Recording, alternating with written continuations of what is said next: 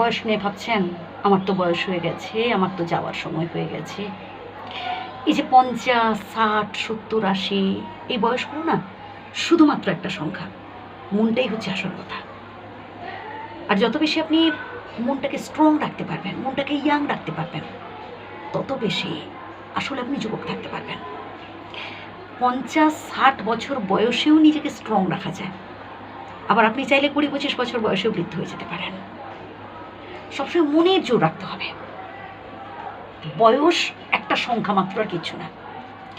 এই যে ৫০, ৬০, ৭০, ৮০ এই বয়সগুলো না শুধুমাত্র একটা সংখ্যা। মনটাই হচ্ছে আসল কথা।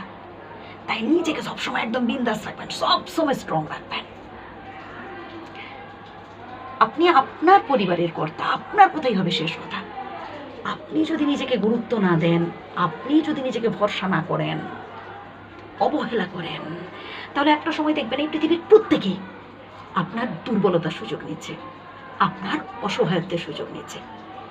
তাই এবার থেকে বদলে ফেলুন না, নিজেকে একেবারে পাওয়ারফুল করে তুলুন। নিজের ভালো লাগা, নিজের পছন্দ অপছন্দ অনুযায়ী চলার চেষ্টা করুন।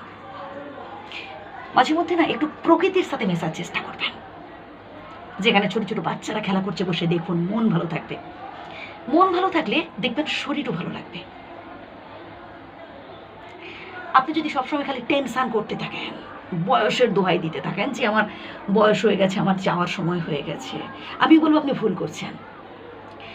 আমরা কে কতদিন পৃথিবীতে বেঁচে থাকবো আমরা কেউই জানি না। যাওয়ার সময় হলে আমাদের চলে যেতেই হবে। তবে এটা নিয়ে কেন ভাববো আমার তো বয়স হয়ে গেছে, আমাকে চলে যেতে হবে? এই ধারণা থেকে আপনাকে বেরিয়ে আসতে হবে। যে কদিন বেঁচে থাকবো যেন আনন্দে হেসে খেলে এই জীবনটা এনজয় করতে পারি। আপনি আপনার কাছে ভীষণই একজন গুরুত্বপূর্ণ মানুষ। গান শুনুন, খেলা দেখুন, মজার মজার গল্পের বই পড়ুন, আপনার যেটা ভালো লাগে করুন না। নিজেকে ভালোবাসতে হবে, নিজেকে ভালো রাখতে হবে। আর একটা কথা বলি, আপনার অর্জিত যা কিছু টাকা পয়সা, বাড়ি গাড়ি, যা কিছু আপনি কষ্ট করে উপার্জন করেছেন নিজের নামে রাখুন। অন্য কাউকে আপনি নমিনি রাখতেই পারেন, কিন্তু যাতে শেষ বয়সে আপনি ভোগ করতে পারেন এই চেষ্টা করবেন। কারণ আমি অনেক বৃদ্ধ বাবা মাকে দেখেছি শেষ বয়সে না ভিক্ষে করে খেতে।